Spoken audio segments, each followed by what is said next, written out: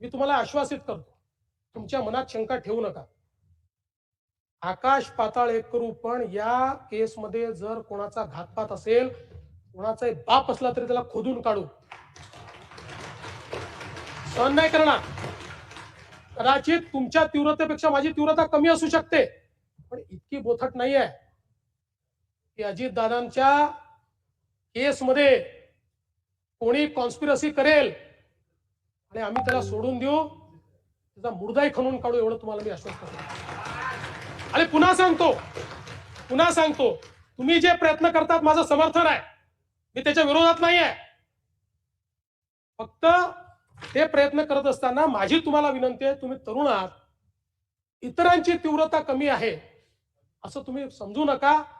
कदाचित तुमच्यामध्ये लिडरशिप आहे, तुम्ही समोर जाऊन करतात. काही असे असतील की ज्यांना मनातलं वाटतंय, पण ती लिडरशिप त्यांना दाखवता येत नाही किंवा त्यांच्यामध्ये ती कार्यपद्धती नाही आहे.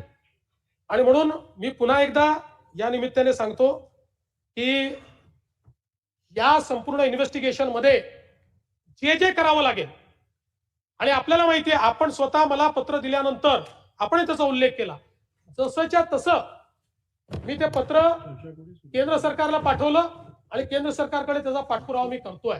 आणि म्हणून निश्चितपणे या संदर्भात मला असं वाटतं की कोणत्याही परिस्थितीमध्ये आपण यात काहीही चुकीचं हे होऊ देणार नाही, हे या निमित्ताने मी आपल्याला सांगतो.